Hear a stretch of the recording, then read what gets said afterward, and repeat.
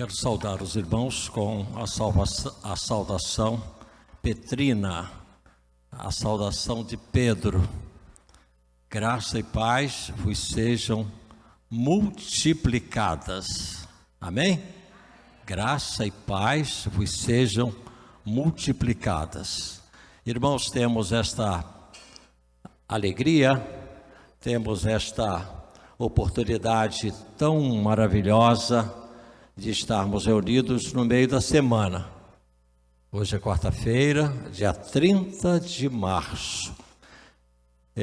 Quero abraçar cada irmão, cada irmã que aqui está e, ao mesmo tempo, eu rogo ao Senhor para que Ele possa me usar como um canal de encorajamento, de instrução, de bênção na vida dos irmãos que aqui estão, dos nossos irmãos que estão participando deste culto através da internet e através do Facebook.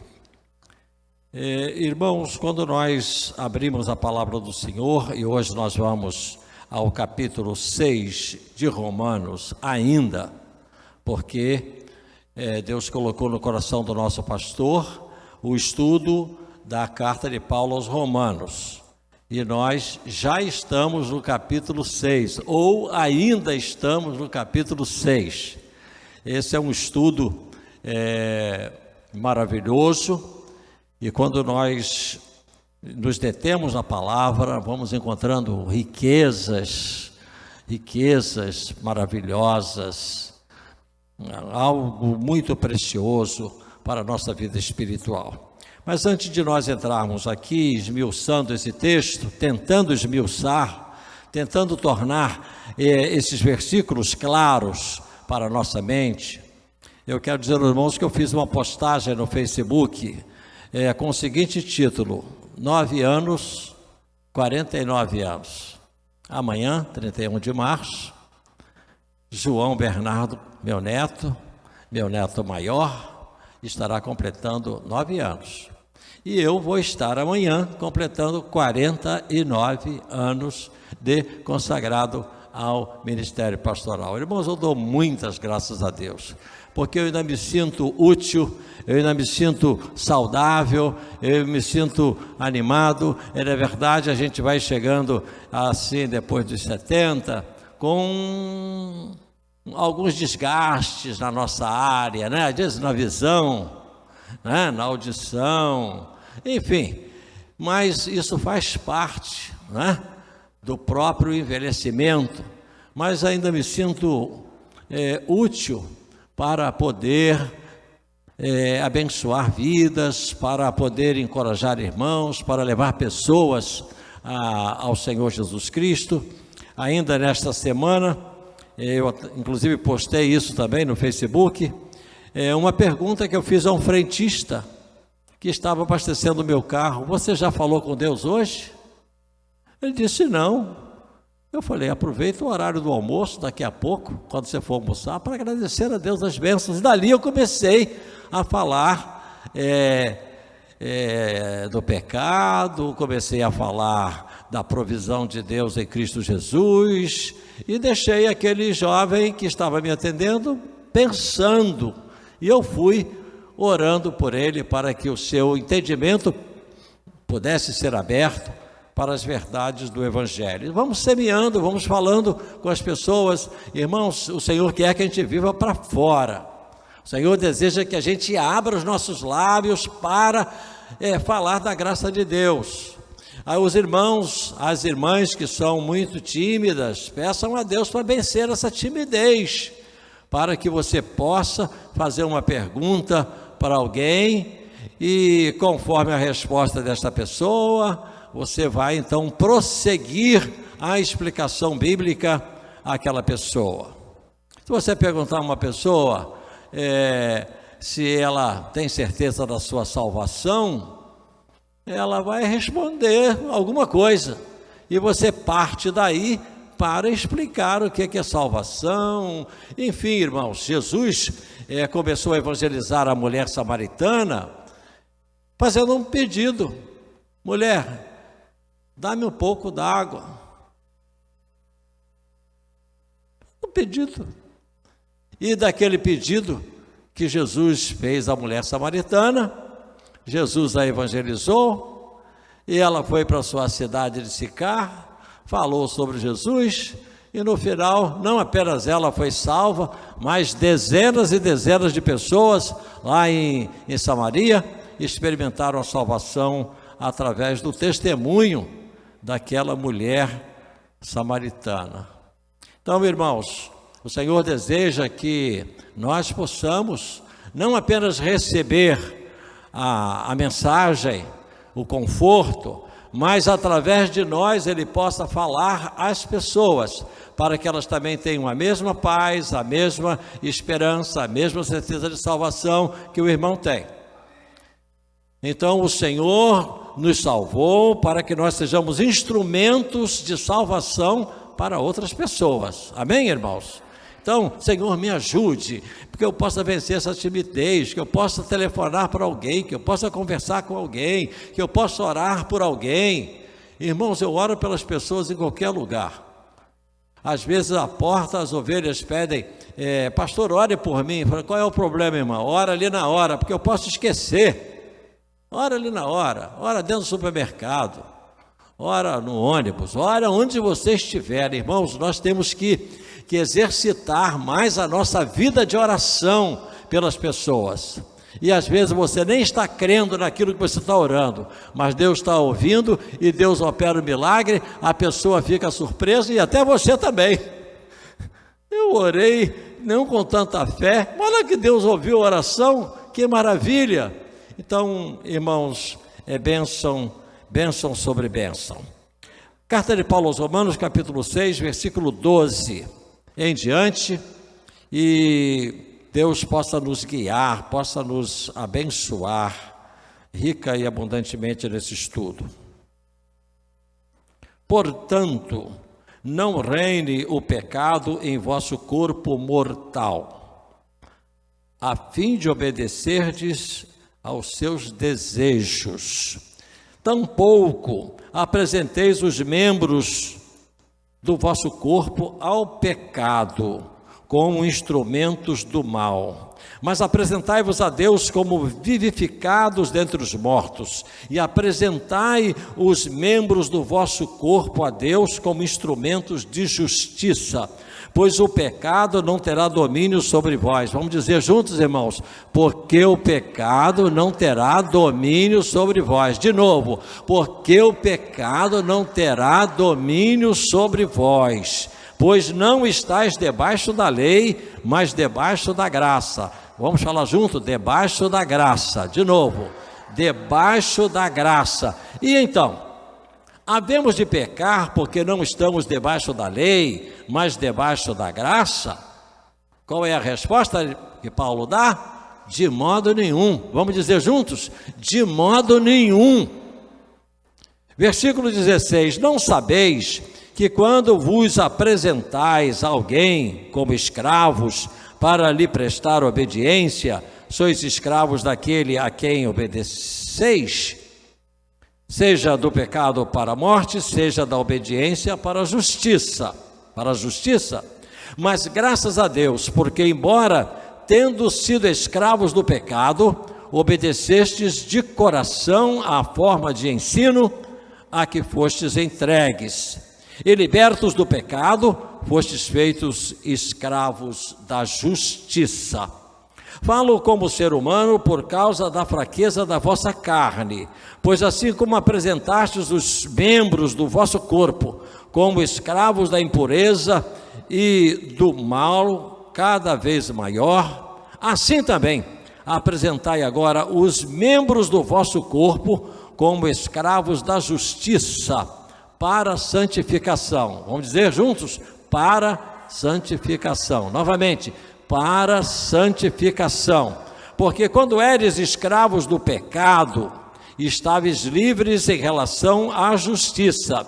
E que fruto colestes das coisas de que agora vos envergonhais? Pois o fim delas é a morte. Mas agora, libertos do pecado e tendo sido feitos escravos de Deus,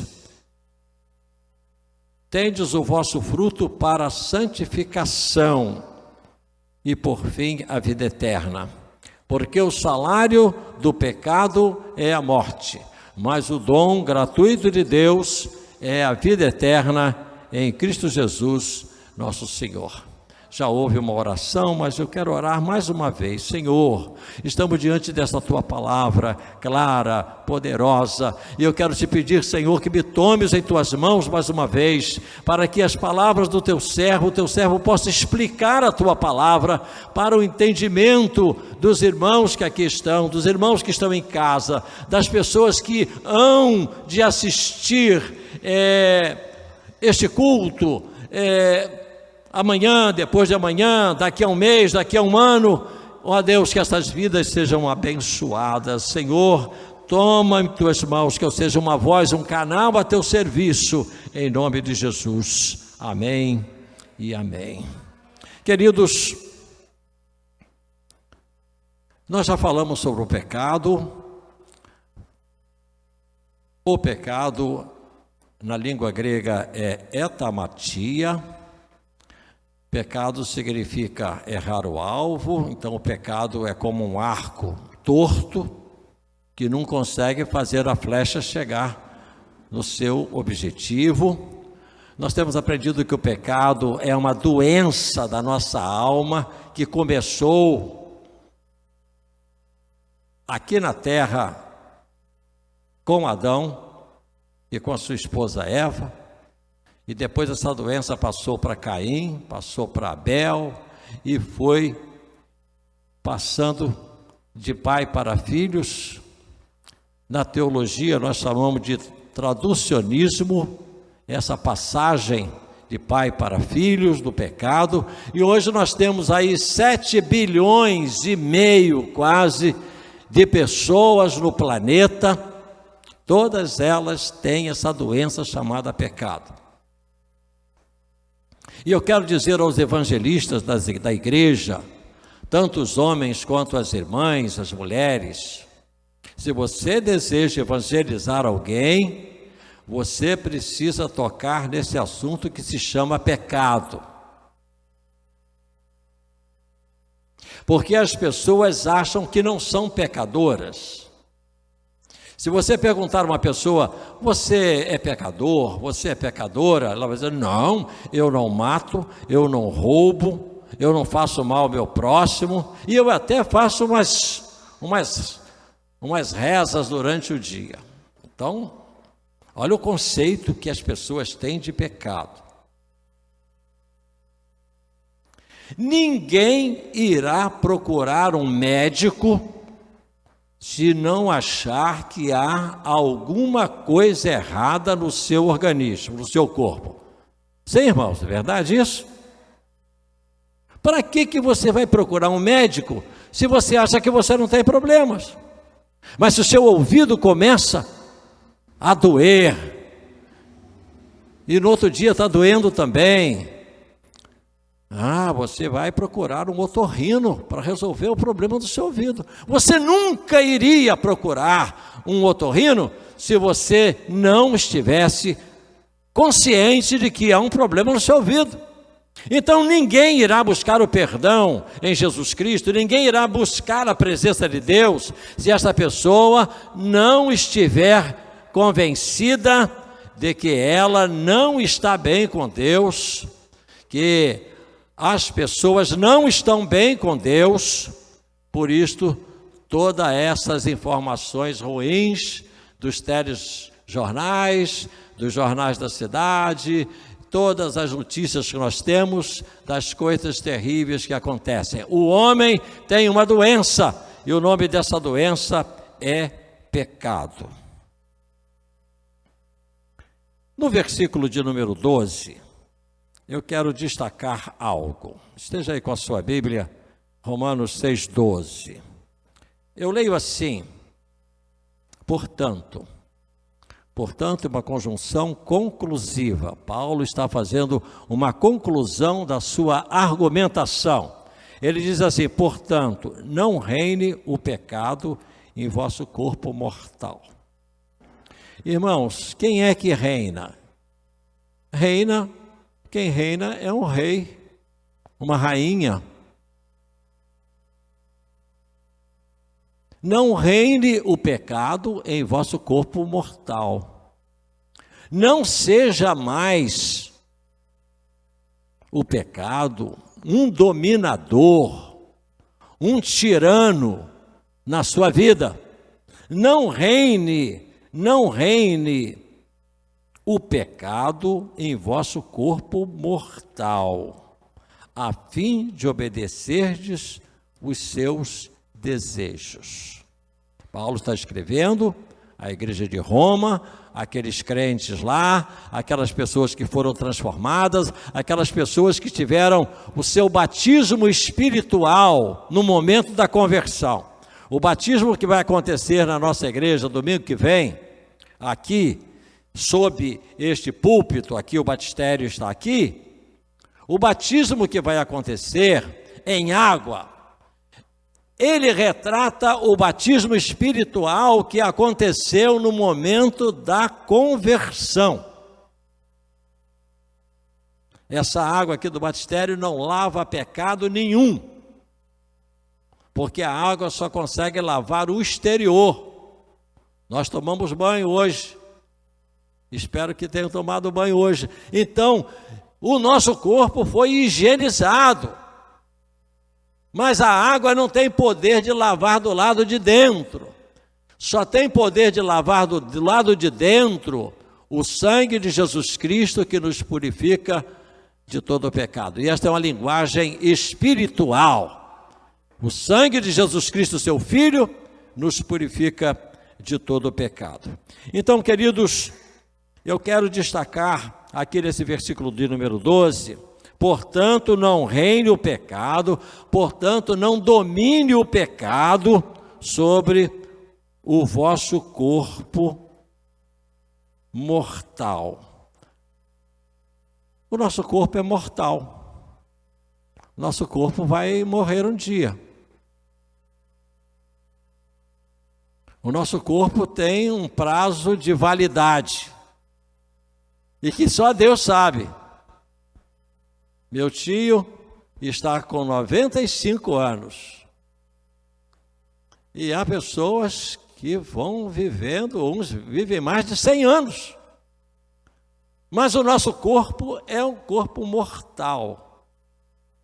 E eu quero falar um pouquinho sobre a questão do corpo, porque, irmãos, nós somos seres espirituais, criados por Deus, que possuem corpo.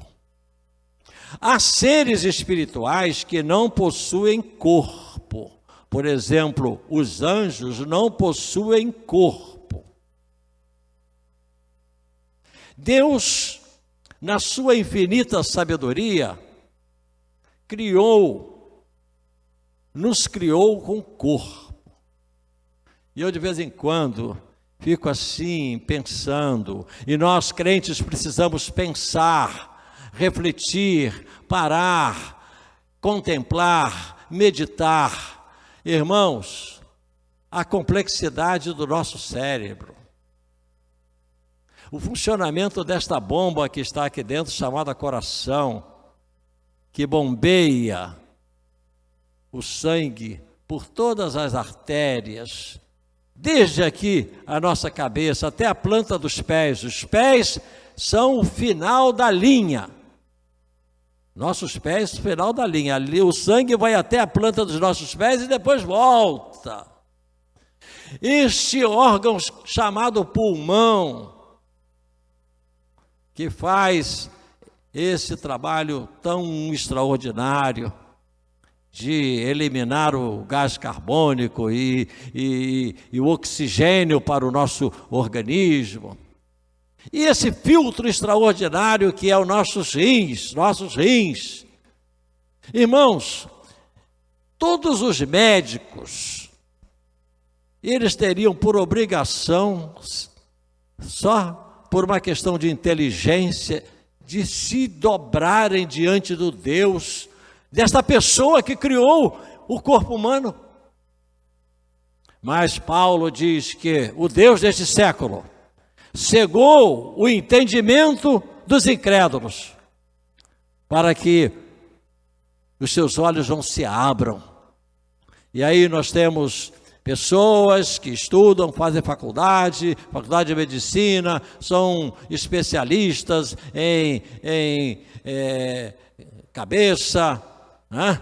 Especialista em coração, especialista em rins, especialistas nas mais diversas áreas. Essas pessoas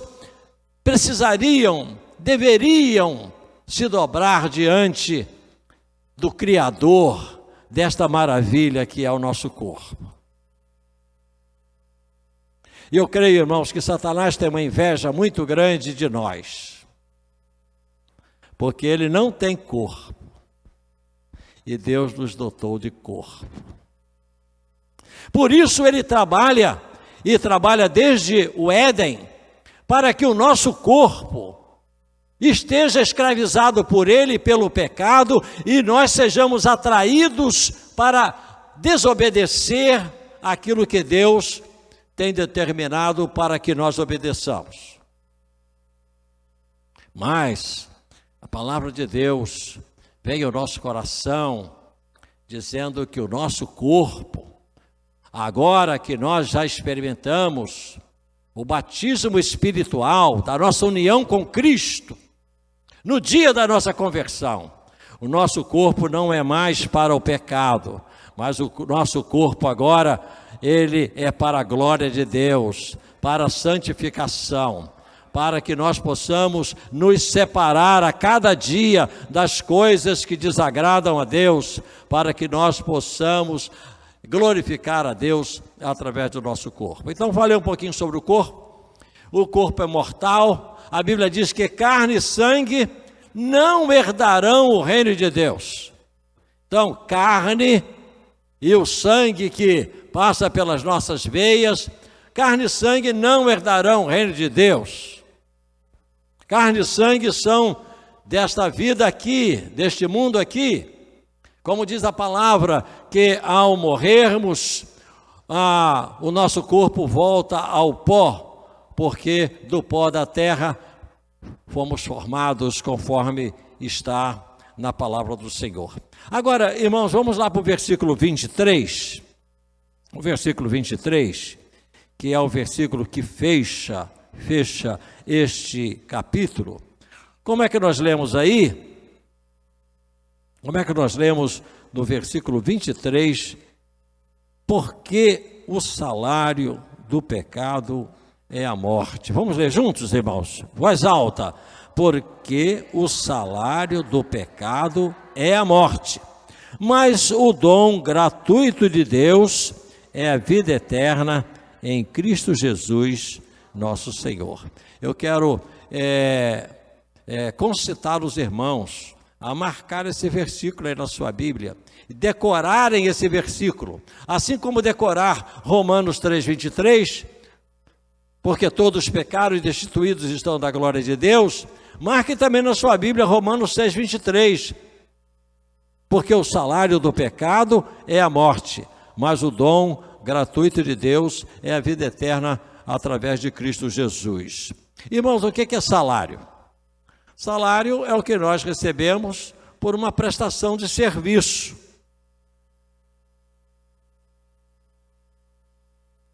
Salário é um pagamento.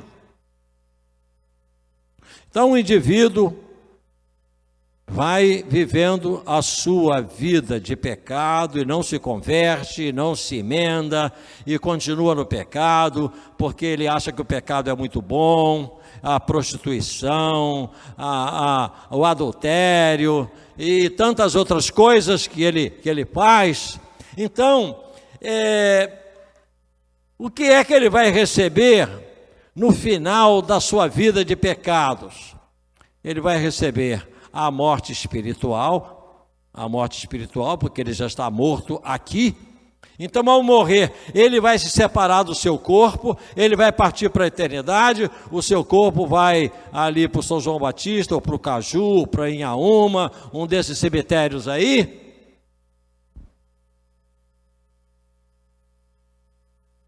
O salário do pecado é a morte. Morte significa separação. Sempre que você ver a palavra morte, pensa em separação. A morte espiritual é a separação da pessoa de Deus. Há pessoas que estão mortas espiritualmente enquanto vivas fisicamente. E há pessoas que vão estar mortas por toda a eternidade porque elas estarão separadas de Deus lá.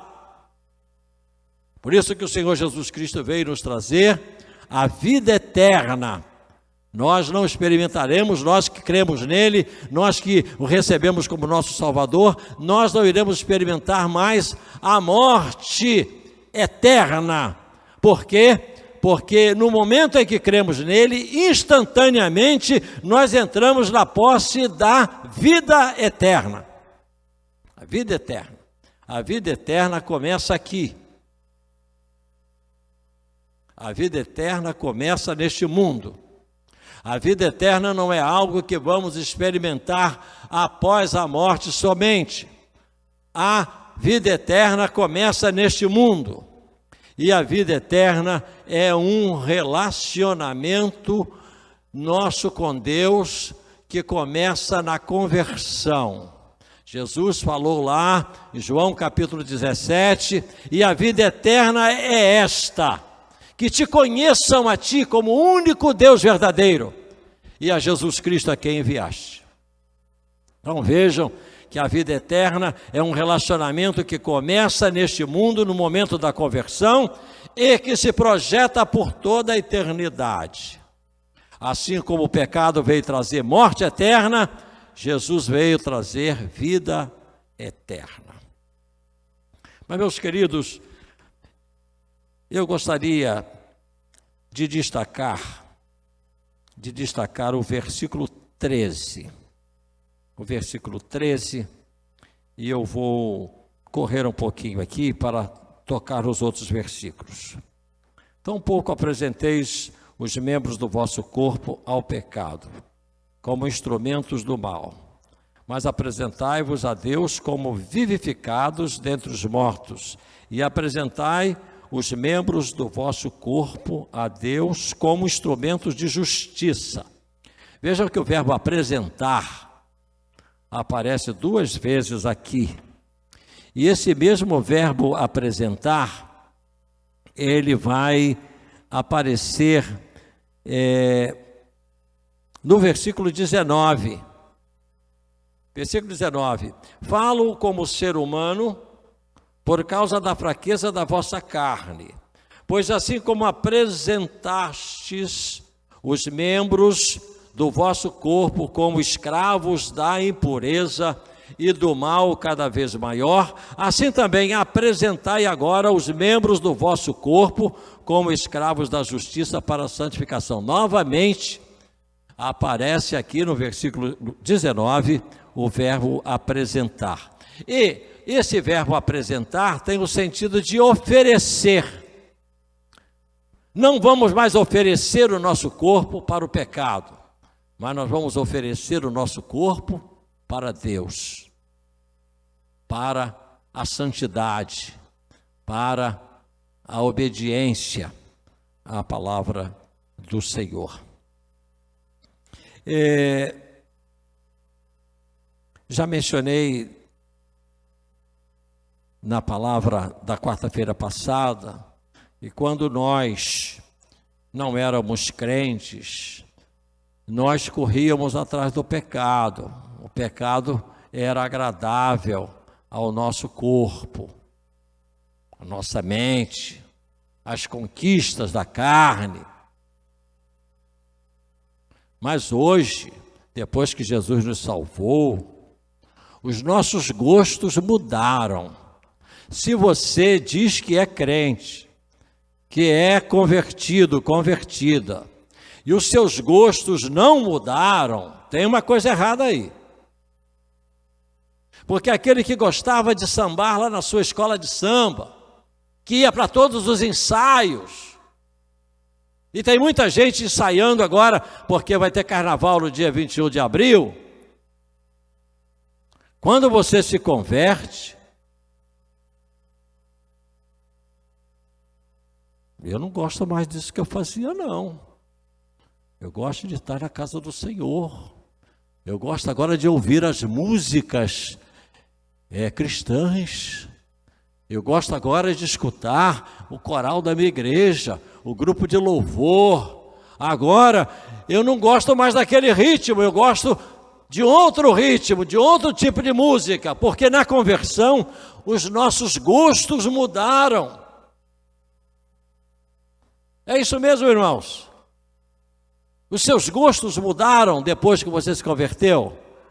Não, eu não gosto mais dessas coisas não. Agora, irmãos, antes de nós nos convertermos, eu creio que a maioria dos irmãos deve ter ido a uma igreja evangélica antes de se converter. Eu me lembro, nos meus 15 anos, eu ia à igreja, um templo grande, uma igreja com 400 membros, e eu ficava lá atrás em pé, escutando coral, banda de música, e eu ficava lá, ficava um tempinho escutando, e daqui a pouco mais eu ia embora.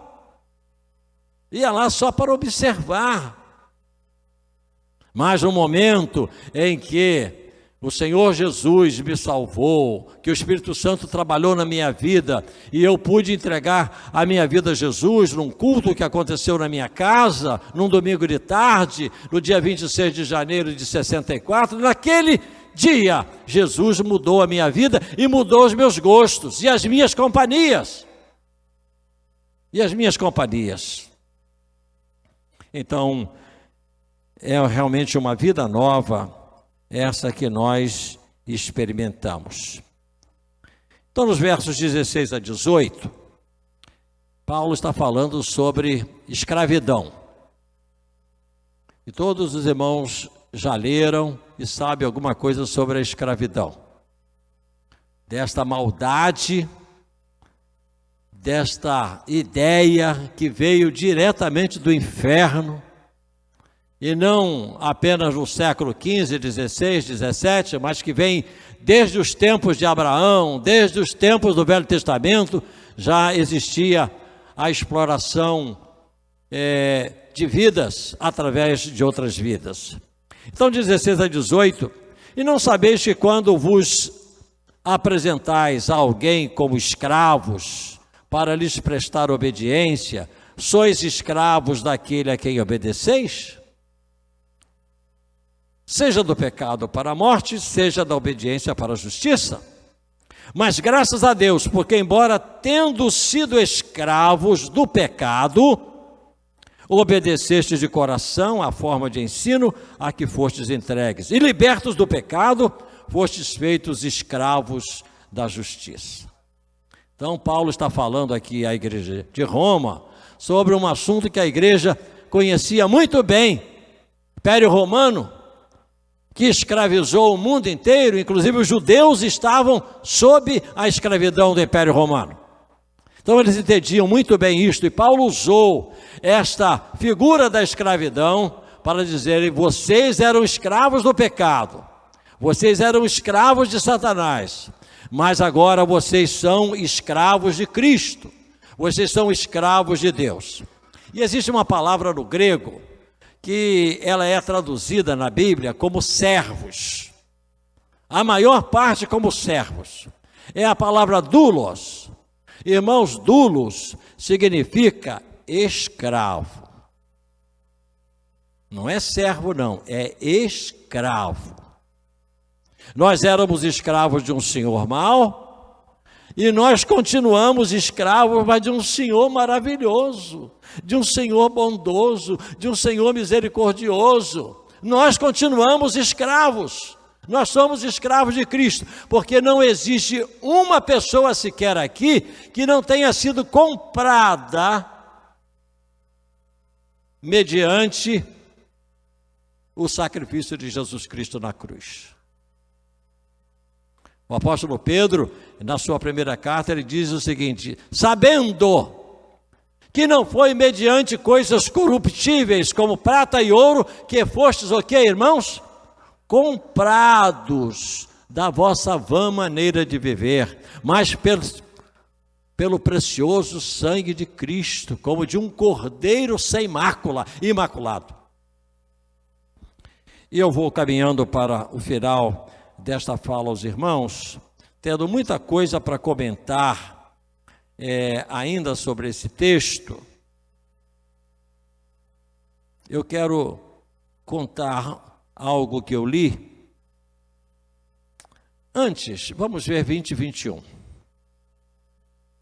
20 e 21. Porque quando eres escravos do pecado, estavas livres em relação à justiça. E que fruto colestes das coisas de que agora vos envergonhais?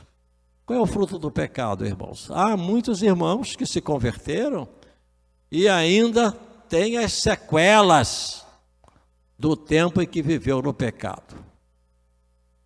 Uns com doenças venéreas, outros com HIV, outros com se converteram, mas ainda tem no seu corpo as marcas dos dias em que viveu uma vida desregrada. Foram salvos? Foram. O nome está no livro da vida? Sim. É nova criatura? Sim. Mas periodicamente comparecem ao médico, ao especialista, para tentar resolver, amenizar ou curar aquela enfermidade contraída durante o tempo em que viveu do pecado. O pecado, ele marca a vida das pessoas, não só no seu físico, mas marca também na sua alma, na sua memória.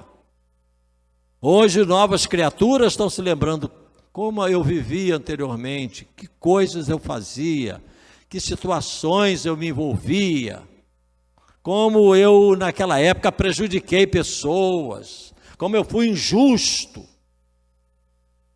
quanta maldade eu fiz no tempo em que eu não conhecia o Senhor Jesus Cristo. Hoje, servos de Deus, como Paulo está escrevendo aos Romanos, se envergonham daquelas coisas que fizeram quando estavam vivendo em trevas. Eu quero contar uma ilustração e depois ler Romanos 12, 1 para encerrar. Irmãos, no século XIX, aí no período do Império, e no começo do século XX, 1910, 1920, 1930, 5% só da população brasileira sabia ler, 95% de analfabetismo, e não havia Bíblia, não havia inário, não havia nada disto. E tanto da Inglaterra, da Europa, outros países, dos Estados Unidos, vinham para o Brasil homens chamados colportores. Eu gostei muito que o nosso pastor se lembrou, num domingo aí atrás, desta figura do colportor. O colportor vinha lá da Europa, era como um missionário.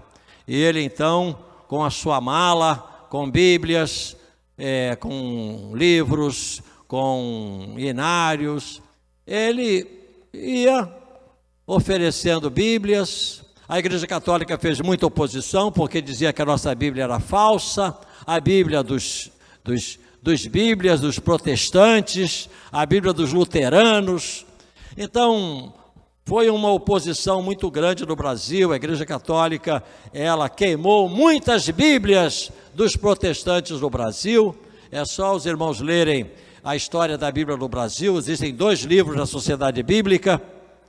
E um desses colportores, com a sua mala, com Bíblias, ele passou num mercado de escravos. E ele viu um escravo numa situação deplorável, cheio de feridas. E o coração daquele colportor se comoveu. E ele então procurou saber quem era o dono do escravo, quanto era o escravo, comprou o escravo. Comprou o escravo e levou-o para a sua casa. E então deu alimento a ele e curou tratou suas feridas, comprou remédio para ele, e ele foi melhorando, e foi melhorando, até o ponto que ele estava totalmente saudável.